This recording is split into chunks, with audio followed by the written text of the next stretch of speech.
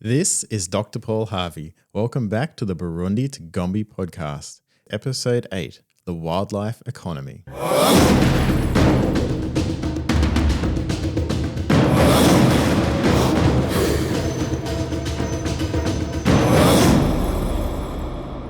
On this episode of the Burundi to Gombe podcast, we will be hearing from Nick Boyle, Executive Director at Taronga Zoo Sydney. Later in this episode, we will explore a topic that may be uncomfortable for some listeners, the illegal wildlife trade. While Nick and I don't discuss anything particularly confronting, we do explore themes of criminal activity, including poaching and illicit substance use. So listener discretion is advised. This episode takes a deep dive into the illegal wildlife trade because it is important to recognise that this trade is happening daily around the world. It impacts not only animals, but plants too, and it also impacts the people who depend on those ecosystems. Throughout his career, Nick has played a prominent role in Australia's effort to stamp out illegal wildlife trade. Nick has represented Australia in the United Nations Congress aimed at preventing the illegal trade of wild animals. Nick, you've held quite a lot of roles throughout your career in conservation. What was it that inspired you to get started in the first place? I grew up in the country. I grew up in northwestern New South Wales on a farm, so we were surrounded with animals, whether it was the dogs, farm animals, but also kangaroos and things like that. I remember we often had orphan kangaroos and things. But my grandparents also lived on the coast, and I just, every time we go on holidays across to just south of Port Macquarie, had just such an affinity for that area and was absolutely fascinated by that coastal environment, living in sort of, almost a semi-arid part of Australia and travelling across there. It just absolutely blew me away as a kid. And it was probably about the age of 10 or maybe a little bit younger, I became absolutely obsessed with David Attenborough's Styles of Life, and I had all of the videos. Back then we had them in video cassette, and I used to just watch them on loop, one after the other. And I think it was a few of those things combined, and probably another pivotal moment for me. We had a year 6 excursion, like most Aussie kids do, the year 5 trip to Canberra, year 6 to Sydney, for us it was. And on our year 6 trip to Sydney, we went to Taronga Zoo. And I remember we had lunch money that we had about $50 that was meant to get us through the week for, buying trinkets that you do when you're a kid and lunch and things like that. And I tucked the entire $50 into a seal donation box because I absolutely love the seals. But yeah, look, I think there are a few of the things that combined in my childhood and really developed that passion early. I said as a kid I wanted to be a marine biologist. I lost that in the teen years somewhere, but I came back to study it in my early 20s. So yeah, always has been a passion of mine.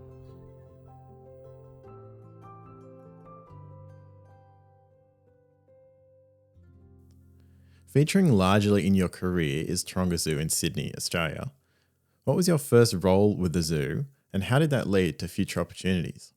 I started off as a marine mammal keeper, working very closely with the seals and sea lions, and it's always special moments shared with the seals, particularly those ones that came in, had to be rehabilitated, couldn't be released back to the wild, and we provide a home for them, and you develop a special bond for them. I remember we did an ultrasound on an Australian sea lion who was pregnant. We had this new ultrasonography technology, and I'd trained her to be able to be ultrasounded. That was a really special moment. The most special moments for me have often been in the field at our conservation programs. And I've been very lucky through a few of my roles in being conservation manager and the senior curator role and things like that to be able to tag along with some of our amazing experts on these different field trips. And a few that spring to mind, Region Honeyeater. We have a Region Honeyeater breed for release program. This is a critically endangered bird species, beautiful little black and gold flecked bird. There's probably only about 350 of them left, and we breed them at Taronga Zoo and Taronga Western Plains Zoo, released back to the wild. Such a special moment to go along to see those birds being released. We were also part of the Lord Howe Island rodent eradication program, and so our role in that was looking after birds that might have been susceptible to the baiting that they were doing on the island to remove all the rats from the island. That was a really special moment. We had a team based on the island for for a little over a year of different people, vets and zookeepers and things like that. And that is just such a magical environment. I really enjoyed my time there. To the other end of the spectrum, out in the desert, we work with University of New South Wales on a rewilding program in wild deserts out in Sturt National Park, and we've been breeding bilbies in our sanctuary at Taronga Western Plains Zoo that are released back into the national park. They've been extinct in New South Wales for a little over 100 years, and now we've bred them and released them back into the park. And further abroad, I got to spend time with one of our senior vets in Sumatra at Waikambas National Park, and we went across there to visit one of our conservation partners, the Sumatran Rhino Sanctuary and International Rhino Foundation. We fund some restoration work, some poachers, and also lend a lot of expertise and support to the Sumatran Rhino Sanctuary. And they are, that's a special part of the world anyway, but they are a special species, the Sumatran rhino. There's probably as few as 50 or 60 of them left, so every single one's important, and they just look so prehistoric. I mean, rhinos are cool anyway, but the Sumatran rhinos are pretty special. One of your other roles is non-executive director with the Jane Goodall Institute here in Australia. Tell me about the interaction between Taronga Zoo and the Jane Goodall Institute and the work that is currently happening between the two organisations. We have a long-standing relationship with Jane and the Jane Goodall Institute, and in particular the Jane Goodall Institute of Australia. It was formalised through what we call a conservation partnership. Taronga provides money for different work in the field through our field grants program for those really special relationships that we have with organisations that just do such fantastic work. We like to form conservation partnerships, and these are more long-standing commitments. There's only a handful of them that we establish, and a really special one that we've had since 2010 is with Jane Goodall Institute of Australia. Our support comes in the form of both financial support and lending expertise, but a lot of that support has really been aimed at chimpunga. So chimpungas in the Congo, it's a chimpanzee rescue and refuge centre. I think it's around about 7,000 hectares, maybe a little more than 7,000 hectares of coastal plain and savanna with these patches of forest in the Congo. And so we've contributed to the development of these insular release sanctuaries along one of the rivers there. And not just for chimpanzees, also a mandrill release project, and some of the patrols, the Eco Guard patrols that operate in Chimpunga Nature Reserve as well. It's not just the zookeepers and vets who also go over and help with health checks and things, but also some of our guys who work on the tools and in the trades who get over there and support as well. And, we've been caring for chimpanzees for, it would be close to 30 years now. And it was actually expertise that was specifically sought by Dr. Goodall when we decided to roll up the sleeves and start sending people across there. And then more recently, we've also started supporting work in the Vyanda Forest Nature Reserve in Burundi. So what they're looking at there, it's a 75-kilometre ecological corridor that's aiming to connect the Gombe National Park in Tanzania with the Burundi southern populations of chimpanzees. So how important is habitat recovery for species?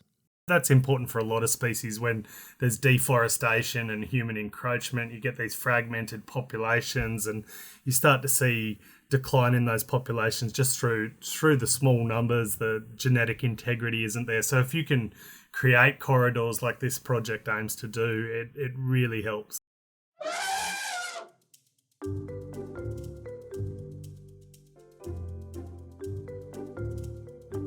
When we head to the zoo, our focus tends to be on animals and the experience of walking around, seeing all of the exhibits.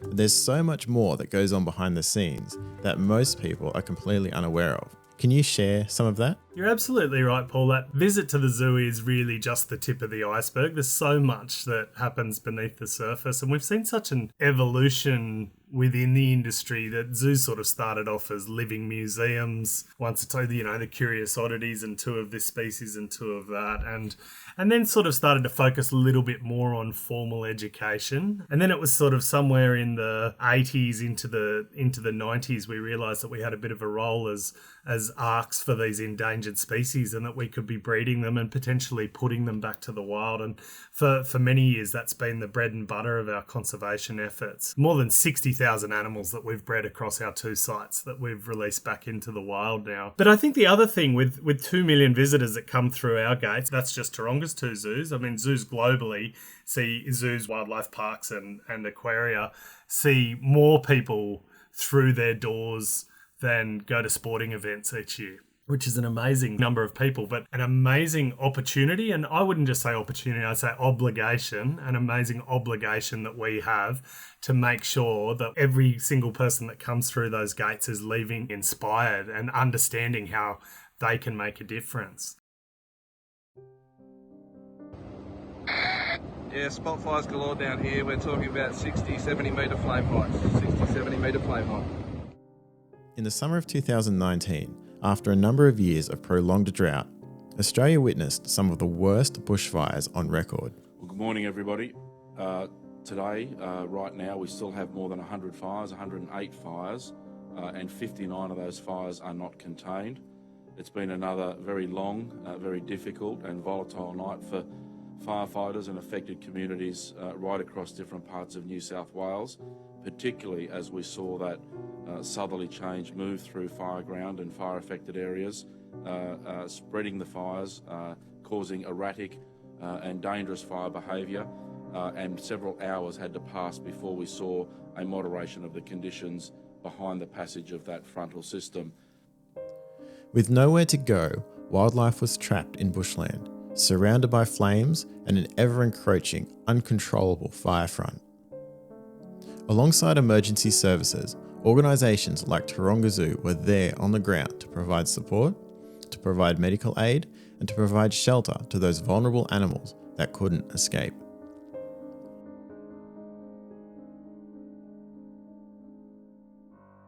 We've realised more recently our role in rescue and rehabilitation of populations of animals in the midst of these wildlife crises.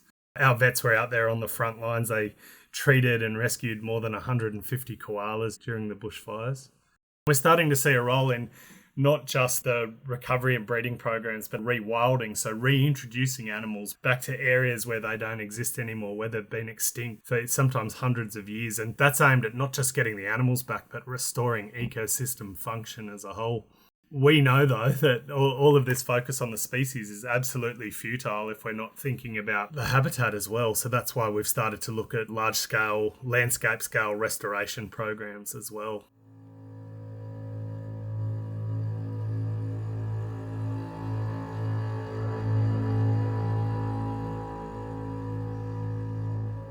Wildlife crime is one of the largest direct threats to many of the world's most threatened species. It is a big business. Just like they would move illegal drugs and arms, international criminal networks traffic wildlife and animal parts around the world. These specimens are then sold on the black market, the dark web, or even in high street shops in some parts of the world. Many of us are familiar with examples of the illegal wildlife trade, including ivory from elephants or skin from tigers. However, there are many examples of the illegal wildlife trade which are often overlooked, and even include plants and plant material. Nick, we're going to talk now about something that you are quite familiar with, and that is illegal wildlife trade. Some people may have heard 2 terms used: illegal wildlife trade and legal wildlife trade. What are the differences between the 2 terms? It's good to draw that distinction as well between the legal and illegal wildlife trade, because both of them can actually have an impact on wild populations. There's plenty of legal trade that's still legally occurring that does impact on wild populations as well. But there is also, it is important to recognise that there are Indigenous livelihoods and plenty of examples of that rely on legal wildlife trade. Illegal wildlife trade is interesting with the distinctions within that as well, because it can be anything from subsistence hunting or harvesting from a forest for people who are relatively poor or very poor, that is outside of the law, or it can be really hardened, sophisticated criminal enterprise. And unfortunately, in the case of many species, like rhinos is a good example, that's what we're seeing. We're seeing these very sophisticated criminal operations and organisations out of different parts of Southeast Asia who may have once upon a time traded drugs at the risk of the death penalty are now trading in wildlife products like rhino horn or ivory, elephant ivory or something like that, at the risk of probably a slap on the wrist in many cases. So there is both ends of the spectrum there, and it's important to recognise that in addressing the issue. But illegal wildlife trade really is the harvesting of plant and animal products illegally and bringing detriment to those populations, and they're the things that are assessed in creating the laws. Does this have an effect on the population? Is the population vulnerable, and is this occurring illegally? What about chimpanzees? Are they a part of the illegal wildlife trade? They are part of the illegal wildlife trade in a number of different forms. So chimpanzees are taken for bushmeat. They are hunted and killed and eaten. They are also poached when they might be seen as problem populations. But they're also taken live, and we've seen recently some cases of kidnapped chimpanzees taken for different reasons, sometimes for the pet trade, sometimes as performers in horrible situations. And there is also a trade in things like skulls and bones and things like that as well. Nick, surely this trade is having an impact on the future of the wild chimpanzee populations. It has a huge impact when you consider that many populations of chimpanzees have been already so devastated by one of the other great drivers towards extinction being deforestation and human encroachment. They're in such fragmented populations that those populations are so small, they're vulnerable to any sort of event. So you take a handful of animals out, you take a handful of breeding age animals out, that can have a huge impact on that population. So that's where we start to see localized extinction occurring. So whilst you might stand back and look at the chimpanzee population and they are threatened with extinction, but they might look from a broad glance robust enough at the moment, it's certainly not the case when you look in a little bit more closely at some of these fragmented populations and decline in those populations, and you start to see localized extinction, and that's where the dominoes start to fall. Is the illegal wildlife trade an issue here in Australia as well?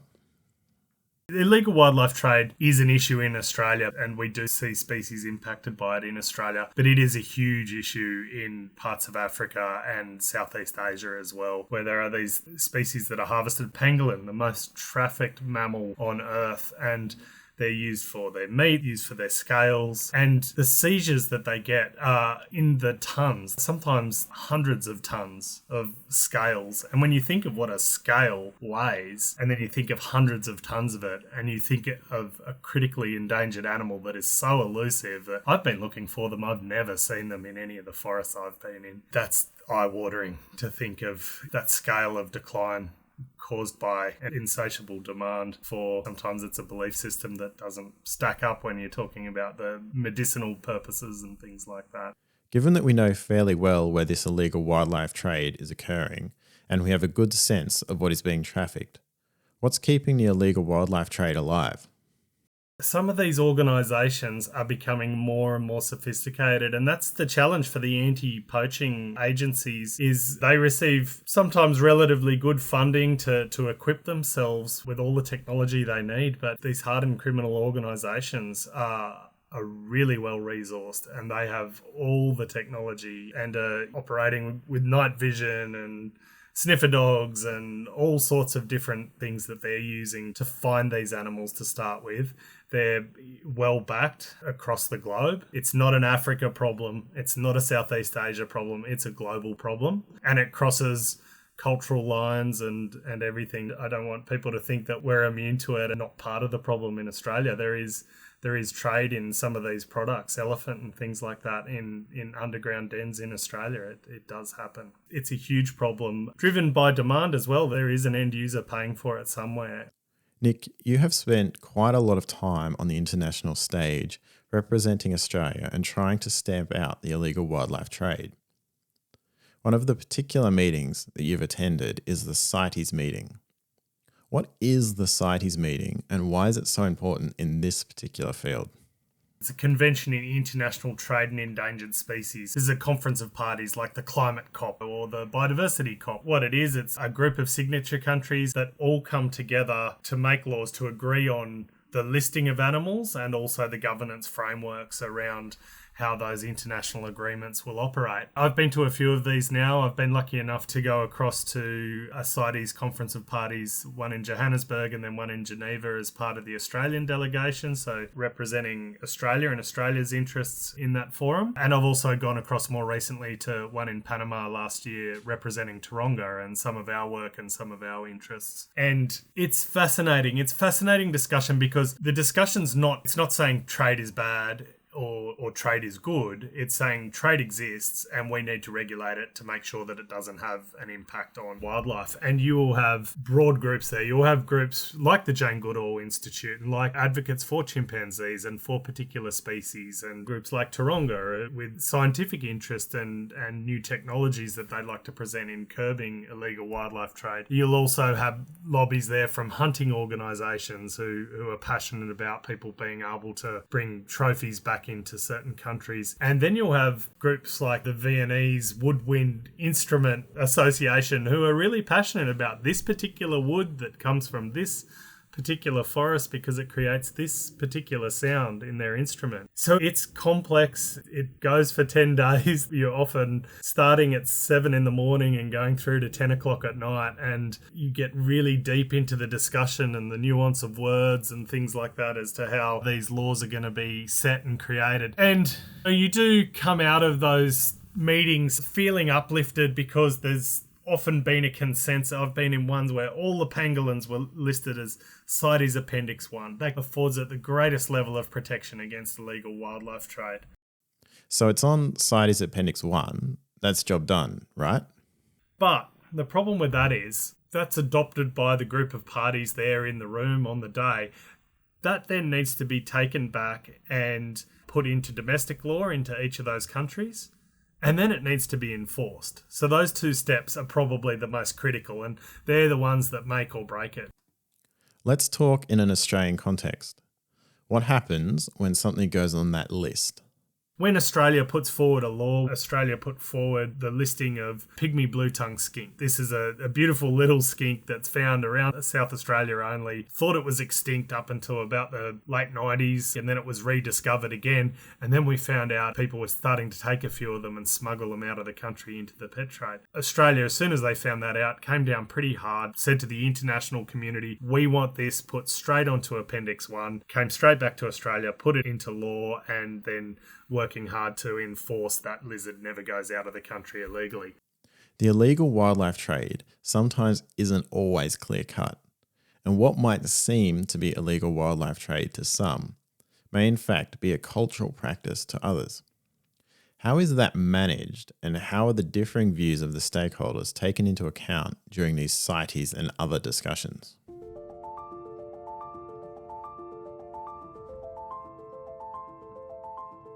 It is a really complex issue because you're also dealing with livelihoods, you're dealing with people who rely on some of these trades sometimes, and you're also dealing with cultural considerations. As part of the Australian delegation, we'd work quite closely with delegations from other parts of Oceania, Tonga and Samoa, and the cultural heritage that attaches to certain species that they have lived with and harvested sustainably for many years as well. So that's an interesting thing that goes into the mix too. It is hard to balance between cultural significance and importance and the retention and protection of cultural values and the extinction of species. That's a hard thing to grapple with.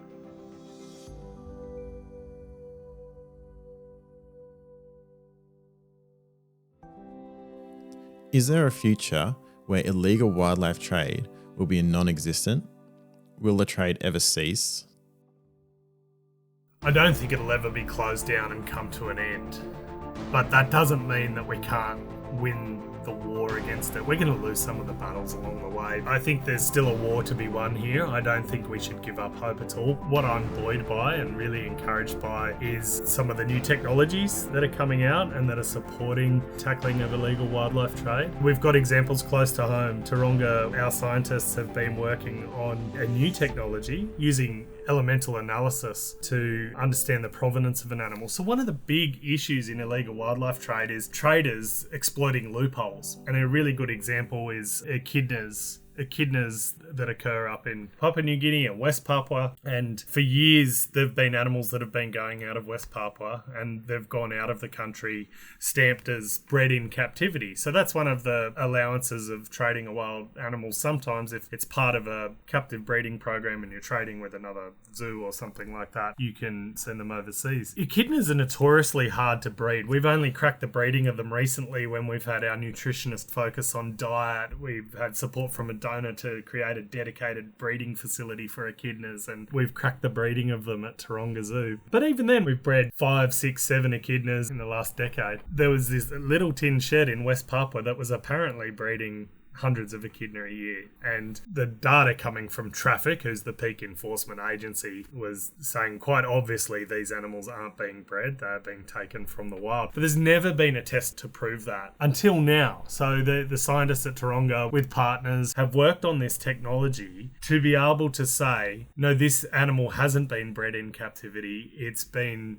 taken from the wild. And the way they do that, if you were to take a clipping of your hair, we can put it through some analysis to see the elements that are in your hair, the nitrogen markers, carbon markers and things like that. Gives us a bit of an indication of what you've been eating. Well, this is the same thing. We can take a little bit of a quill, and it's not just echidnas, it'd be a feather, a scale, whatever, and you can get an understanding of all of the environmental markers within that animal, like the water source that they've been drinking from. Does it have chlorine or is it coming from a stream? You can get an understanding of the food that they've been eating, the dirt that they've been rolling in. And when you get enough baseline data, then we can develop that baseline and be able to say with a lot of certainty that this animal was not bred in captivity, it was taken from the wild. So that's one example of technology. Another one, we've got a partnership with Rapiscan and with the federal government, and this is using X-ray type bomb detection systems that they might use it, and bags go through and it gives you these wonderful 3D images. That's also really good for detecting wildlife, because a lot of the animals that are smuggled out of Australia are going out through post. So if they go through these big Rapiscan detectors, we can now use machine learning algorithms to pick up, that's a blue-tongued lizard, that's a shingleback lizard, and things like that. And so we've been using animals at Taronga to be able to improve that machine learning technology with the guys at Rapiscan, and it's got it down to a pretty fine art now. It's so encouraging to hear about the great work that Taronga is doing with project partners to stamp out the illegal wildlife trade.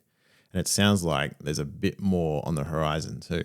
There's some exciting technology out there. There's some really good people that are working in this fight. They're just two examples, and they're just two examples because I know them. You go to some of these conferences and you see some really good technologies, and it's like an evolutionary arms race between the smugglers and the people fighting the good fight. So how do people at home, everyday people that don't represent Australia on the global stage at CITES conferences and other such things, how do they go about helping to prevent the illegal wildlife trade? The first thing is to understand, particularly if you're travelling overseas, what impact are your choices having on facilitating illegal trade and unscrupulous trade and cruelty to animals and things like that. Don't go and visit facilities that are drugging tigers, that look like they have performing apes and things like that. That's a red flag to say that these animals are potentially being procured unscrupulously or illegally, or at very least they're not being treated well. And also in your own backyard, in the products that you purchase, you can have an understanding of whether something has come from illegal trade. People go overseas and bring in bits of wood and coral and all sorts of things because they make nice little souvenirs or trinkets. They're all things. It doesn't have to be a chimpanzee or a rhino horn. It can be illegally harvested wood or forest or carving or coral. So I think our own actions is where we absolutely need to start. But then there are opportunities for you to call it out when you see it as well. And a really good example, we've developed an application. It's called Wildlife Witness.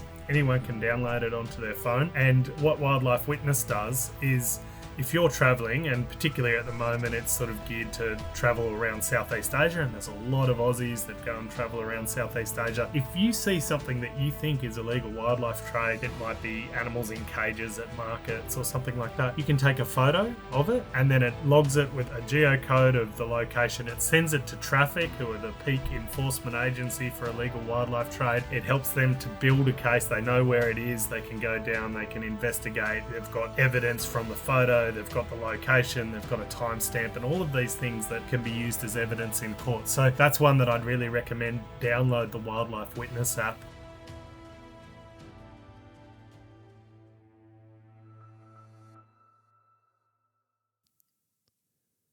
As we've heard from Nick in this podcast, the illegal wildlife trade is one of the biggest challenges for conservation at the moment.